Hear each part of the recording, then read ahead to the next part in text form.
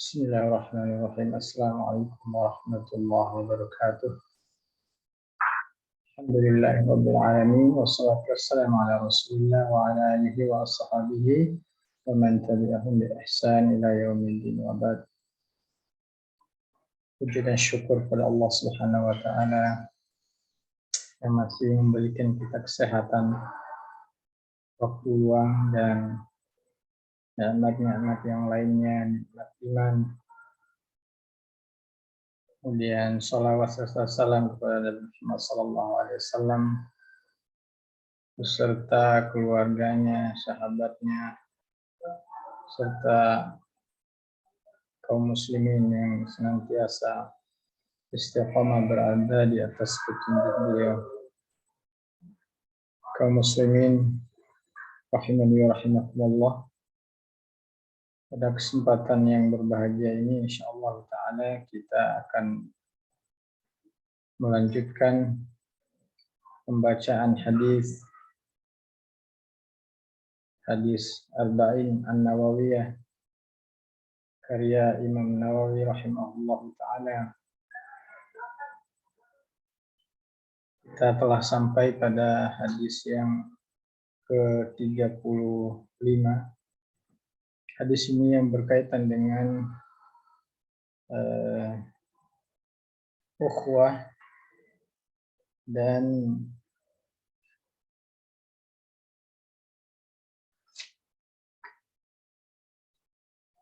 hak seorang muslim kepada muslim yang lainnya.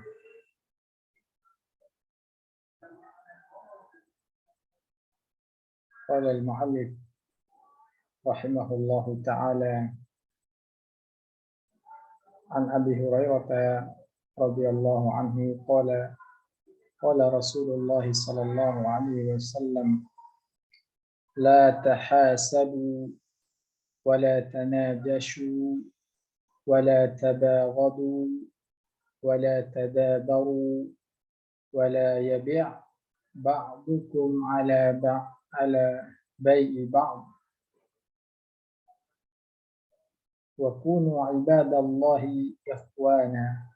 Al-muslimu akhul muslim la yadhlimuhu wa la yakhzuluhu wa la takdzibuhu wa la yahqiruhu. At-taqwa hahuna yushiru ila sadrihi 3 marrat bihasbi imri'in min asy-syarri ay yahqira akhahu al-muslim. Kullu al-muslim 'ala al-muslim haramun damuhu wa maluhu wa 'irduhu. Rawahu Muslim.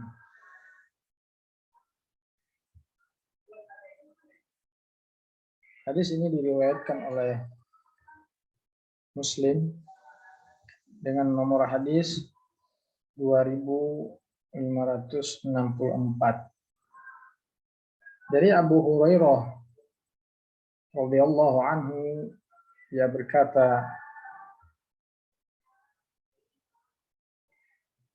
Rasulullah sallallahu alaihi wasallam bersabda, janganlah kalian saling mendengki, janganlah kalian saling tanajas atau menyakiti,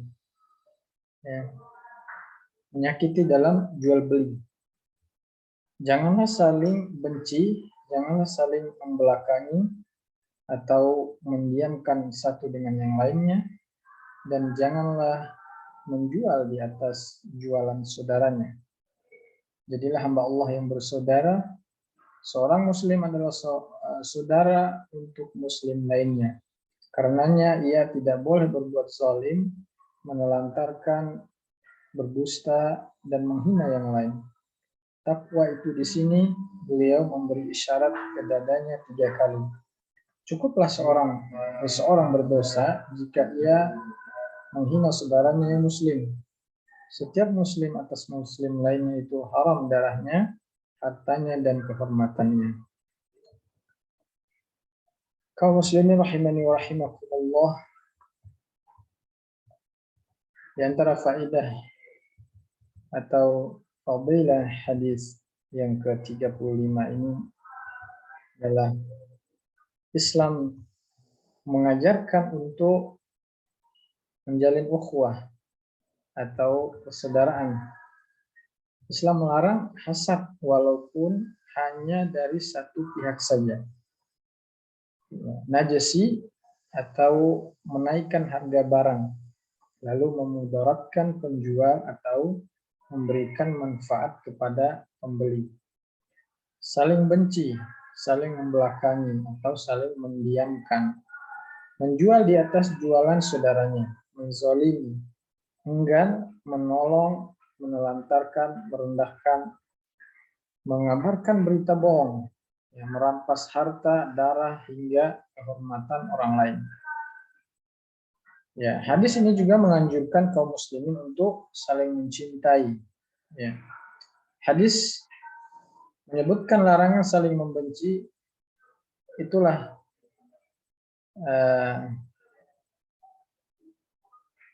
tekstualnya. Sebaliknya secara mafhum kita dianjurkan untuk saling mencintai. Larangan menjual di atas jualan saudaranya berlaku saat khiyar, ya. Dan ba'da khiyar, ya. Khiyar ini memilih untuk melanjutkan atau membatalkan jual beli.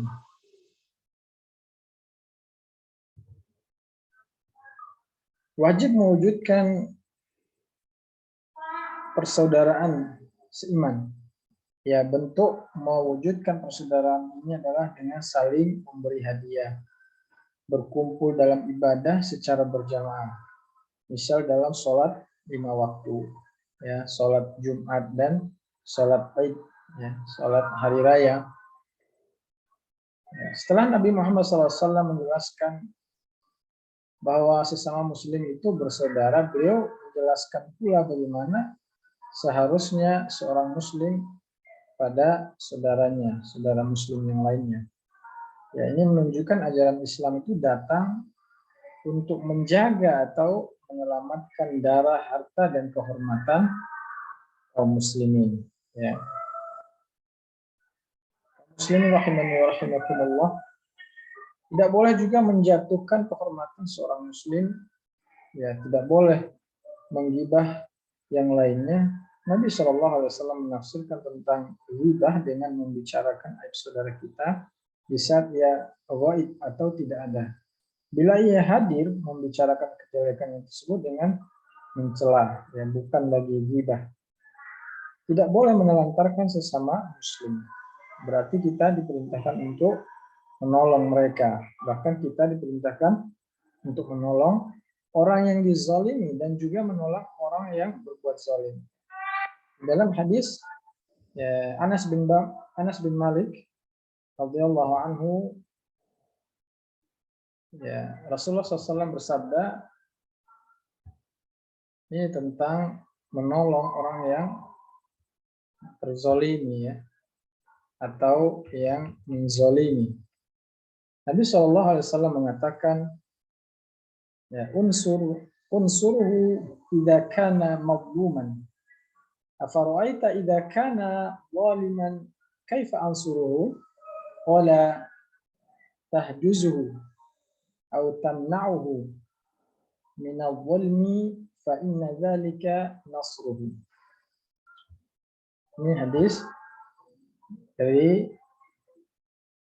Anas bin Malik radhiyallahu anhu. Tolonglah saudaramu yang berbuat zalim atau yang dizalimi. Ya, ada seorang yang berkata, wahai Rasulullah, aku tolong menolongnya jika ia dizalimi. Tapi pendapatmu jika ia adalah orang yang zalim, bagaimana aku bisa menolongnya? Beliau bersabda, engkau mencegah atau menghalanginya dari tindakan zalim, berarti engkau telah menolong saudaramu. Kaum muslimin rahimani wa rahimakumullah, sungguh luar biasa pengajaran Islam kepada kita. Orang yang menzalimi orang lain sekalipun kita dianjurkan dan wajib untuk menolongnya. Ya, menolong dari apa? Yang seseorang menzolimi orang lain, kalau kita menolongnya, ini dimaksudkan dalam hal agar dia tidak menzolimi orang lain. Nah, ini mulianya Islam. Ya, jadi kita wajib bersikap jujur, ya, tidak boleh berdusta. Ya. Berdusta itu sungguh merupakan perkara yang haram walaupun pada orang kafir. Ya, tidak boleh merendahkan muslim yang lain. Ya, walau dia itu fakir dan miskin, ya, kita harus tetap memuliakannya. Ya, karena kondisi atau keadaan tidak ada peluang untuk kita merendahkannya. Ya, sebagaimana Nabi SAW bersabda, Rabba ash'ath madfu'in bil abwab law aqsama 'ala Allahi la abarrahu. Ya. Betapa banyak orang yang rambutnya semrawut dan dia diusir jika berada di pintu rumah orang lain. Tetapi jika ia bersumpah atau berdoa, Allah akan mengabulkan permintaannya. Nah, ini artinya kemuliaan dengan keadaan seseorang itu tidak menjadi penentu, melainkan kepada ketakwaannya. Ya, ya. Sebagaimana faedah yang lain dari hadis ini adalah Rasulullah mengabarkan takwa itu letaknya di hati kita, ya. Memberi contoh dengan mempraktikkan lebih mengena dari sekedar perkataan saat bicara. Karenanya Nabi SAW berisyarat pada dadanya, bukan hanya berkata-kata.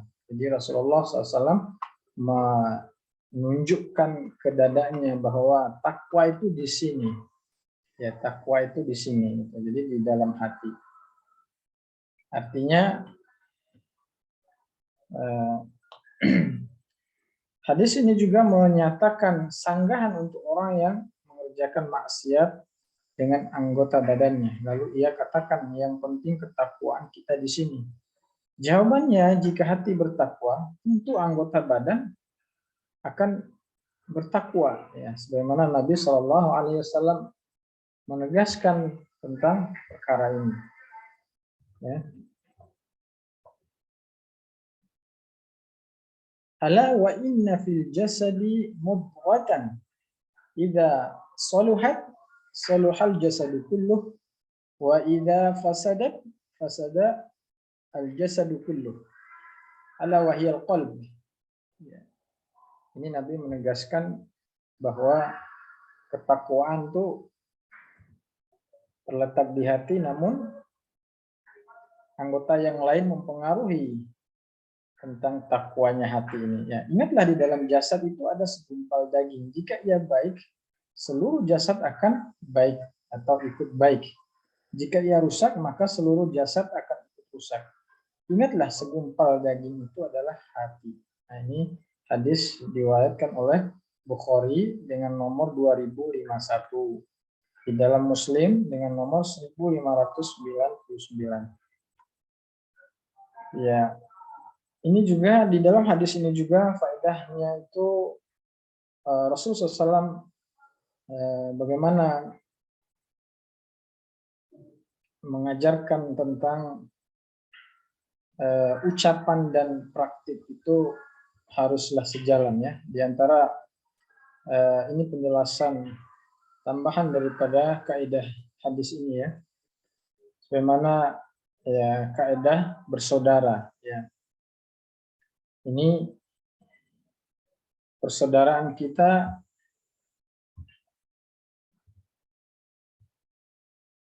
ya.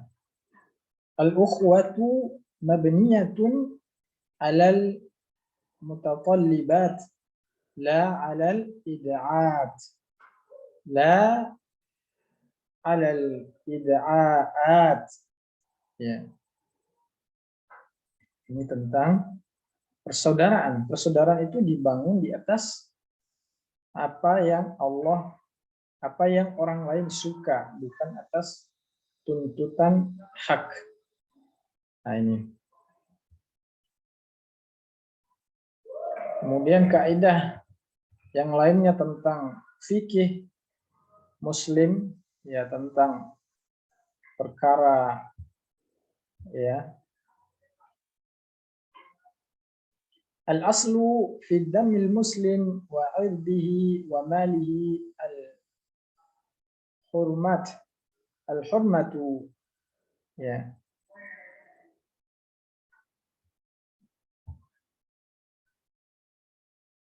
Jadi ini hukum asal dari darah seorang muslim itu